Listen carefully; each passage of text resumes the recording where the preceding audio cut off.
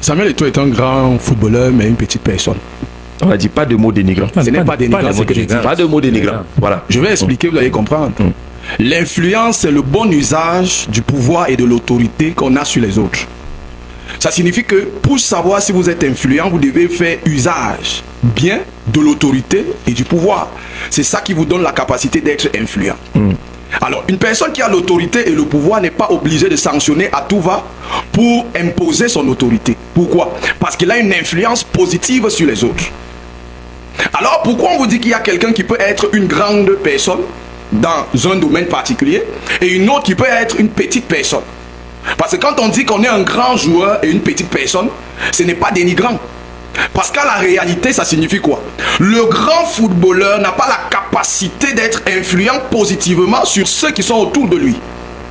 Ça signifie en fait que le fait d'être devenu grand ne lui a pas servi à grand chose au point où il n'est pas à même de pouvoir transmettre ça autour de lui. Si tu es grand et que tu es le seul arbre le plus grand de la forêt et qu'il n'y a aucun autre arbre qui te tient, il y a échec. Ça signifie qu'autour de toi, tu dois pouvoir avoir des grands. Et qu'est-ce qui fait ta grandeur? C'est la capacité qu'autour de toi, il y ait ce qu'on appelle ici des épaules solides, c'est-à-dire d'autres grands autour de toi. Des grands parfois qui font en sorte que ton aura soit confondu à leur aura et vos ensembles d'aura constituent quelque chose de particulier qui a de l'influence même quand vous ne dites rien, votre simple présence. Vous voyez bien aujourd'hui que je vous ai fait un décor de tous les endroits où on retrouve Samuel Eto'o aujourd'hui. Est-ce que vous croyez véritablement qu'il a besoin d'être partout dans tous ces endroits-là pour qu'il entre dans les cœurs des gens? Non. Au Barça, il était loin des Camerounais physiquement, mais il était devant la télé. Tous les Camerounais se réunissaient devant la télé pour le regarder. Pourquoi? Parce que l'influence qu'il avait, ce n'était pas le fait, n'est-ce pas, de son hyper-présence ou de son omniprésence, mais beaucoup plus sur la capacité qu'il avait à avoir de l'influence positivement sur le ballon. Pourquoi? Parce qu'il pouvait jouer de la technicité physique, de l'intelligence tactique sur le terrain, en menant le ballon où il veut, quand il veut, au fond des filets. Et c'est ça que les Camerounais aimaient.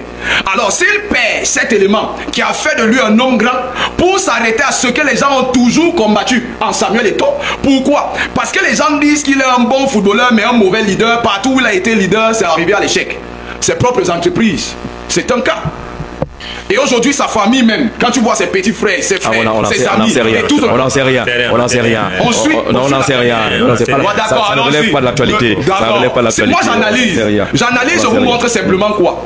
Jean-Jacques, il n'a pas de petits frères voyous, il n'a pas de petits frères. S'il vous plaît. Ça nous intéresse pas, vraiment ça. Jean-Jacques Béa, parlons de Samuel Eto'o.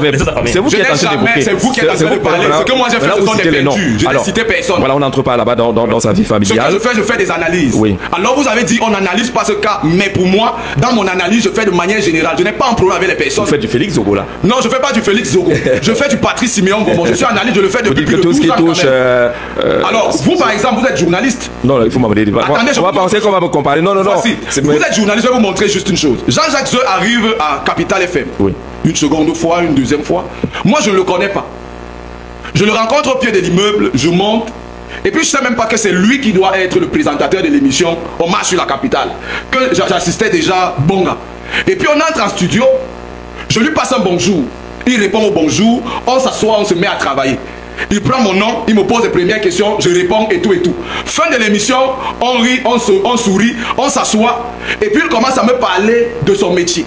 Il me parle de ses déboires, de ses choses. Comment vous ne voulez pas que je sois impacté positivement avec cette autre vue intérieure de quelqu'un, mais je suis le seul à pouvoir découvrir ces choses. On voit le journaliste Jean-Jacques Zeu qui peut influencer beaucoup de personnes. Il y a une autre personne, Jean-Jacques Zeu à l'intérieur, qui influence doublement. Ça signifie que sur le plan professionnel, sur le plan humain et personnalité, il y a une double influence. Gardez la main, on prend d'abord Honoré au téléphone. Allô, bonjour. Oui, bonjour Jean-Jacques. Oui, bienvenue. Oui, bonjour grand Francis Bonga. Bonjour. Oui, bonjour pasteur Simeon Bonga. Bonjour. Bonjour Amanké. Bonjour Honoré. Pourquoi Honoré ne dit pas grand pasteur? Parce que justement, moi je ne me connais pas trop dans les affaires de football et tout. Et ce qui me fait appeler, c'est le pasteur Patrick Simeon Bonga. Patrick Simeon Bonga, je crains que quelqu'un te porte plainte et que tu te retrouves en prison. Tu n'as aucune qualité de dénigrer les gens tels que tu es en train de le faire là. La dernière fois, j'étais avec le professeur Maurice Kamto. Et là, une fois aussi, le professeur Pascal de Sarien m'a appelé, tu as touché son intimité. Il faut te maîtriser. Il ne faut vraiment pas parler, tu es pasteur. Alors, d'accord. On comprend cela, mais on veut rester sur la thématique. Je crois qu'on a suffisamment dit à Patrice Simeon, lorsque cela s'impose, qu'il faut éviter tout ce qui peut être dénigrant. On a compris cela, mais est-ce qu'on contribue maintenant à la thématique, Honoré?